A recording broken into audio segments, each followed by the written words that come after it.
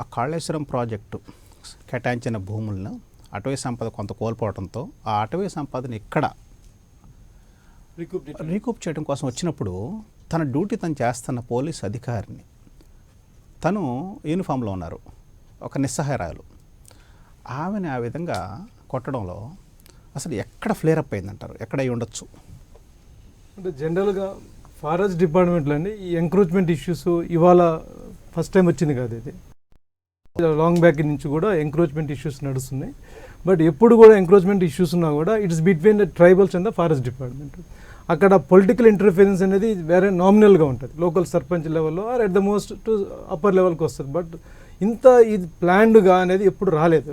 For the first time almost in the history of the Telangana స్టేట్లో first time ఒక ప్లాన్డ్గా, అంటే ఒక లోకల్ నాయకత్వం ఎంత సామంత సామ్రాజ్యం ఏ విధంగా విస్తరించుకొని ఉన్నారో అనేదానికి ఒక ఈ విధంగా నిరూపించడం జరిగింది. ఫారెస్ట్ డిపార్ట్మెంట్ వాళ్ళు యాక్చువల్గా ఏంటంటే మాకు టార్గెట్స్ ఉంటాయి. ఇప్పుడు తెలంగాణ హరితారం అనేది ఫ్లాగ్షిప్ ప్రోగ్రామ్ అయితే తెలంగాణ స్టేట్ గవర్నమెంట్, దాన్ని ముందుకు తీసుకెళ్లే ప్రయత్నంలో ఫారెస్ట్ డిపార్ట్మెంట్ ఉన్న తక్కువ స్టాఫ్తో కూడా మేము మ్యాసివ్ వేలో ప్లాంటింగ్ చేసే ప్రయత్నం చేస్తుంటాం. అదేవిధంగా ఏదైతే కాళేశ్వరం అనేది ప్రాజెక్టు కూడా తెలంగాణకి ఆయువు పట్టు లెక్క రావడం జరిగింది. అటువంటి ప్రాజెక్టులు కూడా కంపన్సేషన్ కింద ఫారెస్ట్ ల్యాండ్, ఆ ఫారెస్ట్ ల్యాండ్ మిగతా ల్యాండ్స్ రెవెన్యూ ల్యాండ్స్ కానీ లేదంటే విత్ ఇన్ ద డిగ్రేడ్ ఫారెస్ట్లో కానీ మేము ప్లాంటింగ్ చేయడానికి మాకు కొంత టార్గెట్ ఇవ్వడం జరిగింది.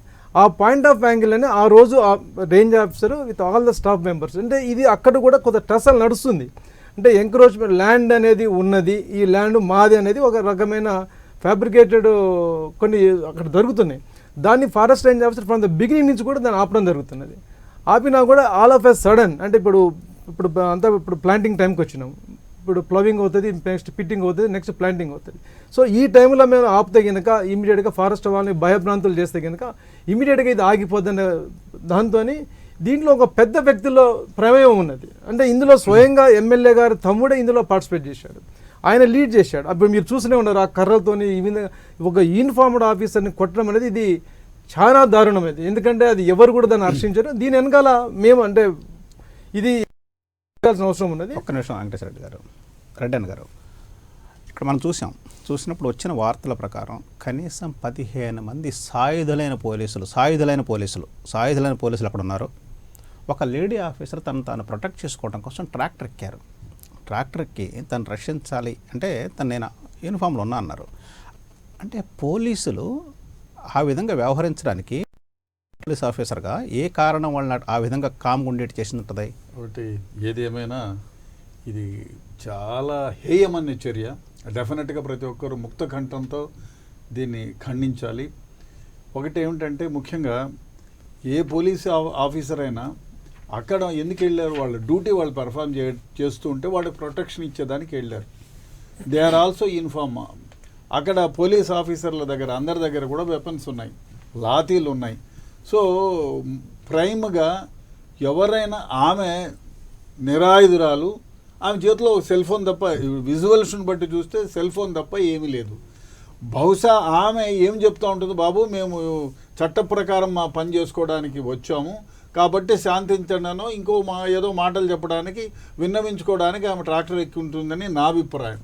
సో అక్కడికి వెళ్ళిన తర్వాత ఆమె ఏదో చెప్తుంటే అమానుషంగా ఏమి, ఒకవేళ అయ్యా నువ్వు నిజంగా ఒక పాలిటీషియన్స్ అయి ఉండి ప్రజలకు సహాయం చేయాలనే ఉద్దేశమే నీకుంటే పోడు భూమి, అయ్యా పోడు భూమిది గవర్నమెంట్ మీది, గవర్నమెంట్ మీదైనా పక్షంలో ఉన్నా మీకు అధికారులు ఉంటారు, అధికారులను విన్నవించుకోవచ్చు, లేదు మీరు సీఎంతో రిప్రజెంట్ చేయొచ్చు, లేదు మీకు అది నిజంగా పోడు భూమి అయితే దానికి సంబంధించినటువంటిది ఏమైనా పేపర్లు ఉంటే దాన్ని తీసుకెళ్ళి కోర్టులో వేసి స్టే తీసుకురావచ్చు.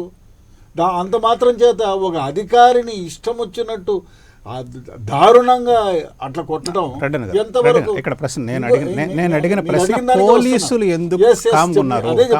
అదే చెప్తున్నాం.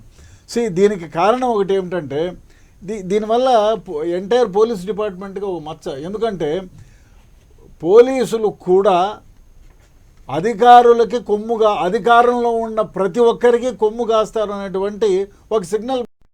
అదే కాదు, ఇక్కడ ఒక అధికారిని, ఆమె అధికారిని కానివ్వండి, కానిస్టేబుల్ కానివ్వండి, ఫారెస్ట్ డిపార్ట్మెంట్లో వాచర్ కానివ్వండి, ఎవరైనా వారు విధి నిర్వహణలో ఉన్నారు. మీరు ఎందుకు వెళ్ళారు పోలీస్ డిపార్ట్మెంట్గా? వాళ్ళని కాపాడడానికి, వాళ్ళని రక్షించడానికి, వాళ్ళ డ్యూటీ, వాళ్ళ కర్తవ్యాన్ని వాళ్ళు నిర్వర్తించుకోవడానికి అక్కడికి వెళ్ళారు. అటువంటి వాళ్ళను మీరు ప్రొటెక్ట్ చేయాలి.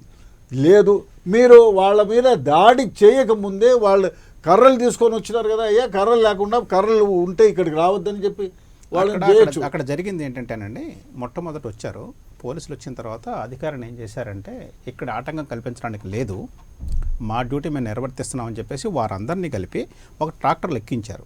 ఎక్కించిన తర్వాత ఆ పొలిటీషియన్స్ రంగప్రవేశం చేశారు. రంగప్రవేశం చేసి మా కార్యకర్తల్ని లేకపోతే మా రైతులందరినీ ఎక్కించడం ఏంటి, వీళ్ళందరూ మీరు దిగిపోండి అని చెప్పేసిన తర్వాత వాళ్ళందరినీ దింపిన తర్వాత వీళ్ళు దాడి చేయడం మొదలుపెట్టారు. అంటే ఎప్పుడైతే పొలిటీషియన్ రంగప్రవేశం చేశాడో, రంగప్రవేశం చేసిన తర్వాత సిచ్యువేషన్ అవుట్ ఆఫ్ కంట్రోల్ అయింది. అవుట్ ఆఫ్ కంట్రోల్ అయిన తర్వాత it must be pre planned and fabricated అండి. ఎందుకంటే ప్రీ ప్లాన్డ్ ఎందుకంటారంటే, మీరు అబ్జెక్షన్ చేయడానికే వెళ్ళిన వాళ్ళు అయితే మామూలు చేతులతో వెళ్ళండి, కర్రలతో ఎందుకు వెళ్ళారు? కర్రలతో వెళ్ళి అబ్జెక్షన్ చేయాలనా? No, I don't agree for this. ఒకసారి కృష్ణగోపాల్ గారి దగ్గరికి వెళ్దాం. కృష్ణగోపాల్ గారు, మీ సుదీర్ఘ ఉద్యోగ అనుభవంలో ఐఎఫ్ఎస్ అధికారిగా మీరు చేసిన ఇటువంటి సిచ్యువేషన్ మీ కెరీర్లో ఎప్పుడైనా ఎదురైందా? చాలా సందర్భాల్లో ఇటువంటి సంఘటనలు జరిగినప్పుడు నేను కొన్ని కఠిన నిర్ణయాలు తీసుకున్న సందర్భంలో first 7 years of my carrier, మొదటి 7 సంవత్సరాల్లో నాకు 8 ప్లేస్లకు ట్రాన్స్ఫర్ చేశారు. లక్కీలీ ఐ వెంట్, ఎక్కడికి పంపిస్తే అక్కడ వెళ్ళాను. సో తర్వాత క్రమంగా నాకు కొంత ఎక్స్పీరియన్స్ వచ్చిన తర్వాత నన్ను ఒకసారి ఏలూరు పంపించారు. అక్కడ పంపించిన తర్వాత అక్కడ జమీందారీ అబాలిషన్ కింద 40,000 ఎకరాలు మాకు ఇచ్చారు. I was Eluru DFO, Krishna district కలిపి ఉండేది. ఏ సంవత్సరం అండి అది? అది 1985 89 మధ్య 4 years ఐ వాజ్ దేర్. అప్పుడు ఆ 4 yearsలో ఎక్కడ చూసినా భయంకరమైన ఎంక్రోచ్మెంట్, ల్యాండ్ వాల్యూ పెరిగిపోయింది.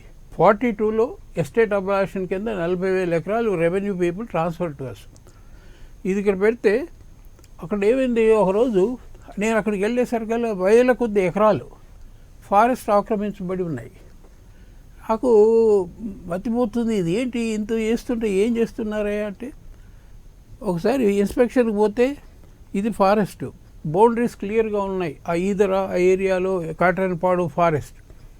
ఇన్స్పెక్షన్కి వెళ్తే మన ఫారెస్ట్ 6,000 ఎకరాల కాటరన్పాడు ఫారెస్ట్లో 2,000 ఎకరాలు కబ్జా అయిపోయింది. నేను భరించలేకపోయి అన్నీ సర్వే చేయించి ఎవిక్షన్ మొదలుపెట్టాను. అప్పుడు పాలూరు వెంకట్రావు వచ్చి, మీరు దౌర్జన్యం చేస్తున్నారు, ఇది షెడ్యూల్ క్యాస్ట్ హరిజనులను గిరిజనులను మీరు సదాయిస్తున్నారు, దయచేసి ఇది ఆపండి, పాత ఏరియాలో ఇప్పుడు ఇంటర్ఫియర్ అవుతున్నారు, పోయిన వాళ్ళంతా మాకు సహకారం చేస్తారు. I said nothing doing. Then one day I was going, just ఆ క్రాస్ రోడ్లో ఇంకొక ప్లాంటేషన్ ఉంది, కొత్తగా పెడతా ఉన్నారు. నేను మా స్టాఫ్కి చెప్పి పీకేసేయండి అన్న. నోటీస్ ఈటీస్ అక్కర్లేదు, వాళ్ళు మన దగ్గర దౌర్జన్యంగా ఆక్రమించుకున్న వాడిని ఏ రోజు ఆక్రమిస్తాడో అప్పుడే తీసేయాలి. మన ఇంట్లో చొరబడ్డ వాడిని పోలీసు వాళ్ళ కోసం చూసే పని లేదు, మనం యాక్షన్. సో స్టాఫ్ భయపడ్డారు. దెన్ నెక్స్ట్ డే కొంత స్టాఫ్ని తీసుకొని వచ్చి నేను పీకడం మొదలుపెట్టి ఒక లారీ నింపేశాం. పేసిన తర్వాత ఆయన జిల్లా పరిషత్కు పోయి, డిఎఫ్ఓ గారు దుర్మార్గుడు, దుష్టుడు, వాళ్ళకు డబ్బులు ఇవ్వకపోతే మమ్మల్ని హింస చేస్తున్నారు అని వచ్చింది, పేపర్లలో వచ్చింది. దెన్ నేను ఊరుకోలేదు, ఇంకా కంటిన్యూ అవుతుంటే 9 days పాలూరు వెంకట్రావు గారు హంగర్ స్ట్రైక్ చేశారు. నేను భయపడలేదు, నా మీద చాలా ఒత్తిళ్ళు వచ్చినాయి. అప్పుడు వాటి చీఫ్ సెక్రటరీగా రిటైర్ అయినాడు హరి, ఆయనే రిపోర్ట్ అడిగారు. I said it is forest area. Then revenue వాళ్ళని అడిగితే ఇది అడవి పరంపోగు, రెవెన్యూ డిపార్ట్మెంట్, ఫారెస్ట్ సంబంధం లేదన్నారు. I said no.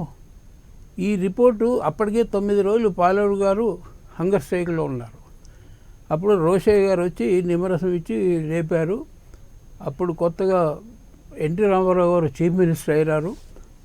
ఆ టైంలో ఆయన ఇదేంటి ఇంత దౌర్జన్యం ఫారెస్ట్ వాళ్ళని సస్పెండ్ చేయండి ఆ డిఎఫ్ఓను వాళ్ళ స్టాఫ్ను అన్నారు. వెంటనే head of the department mister Mathur, he knew me, he felt aghast. What is this?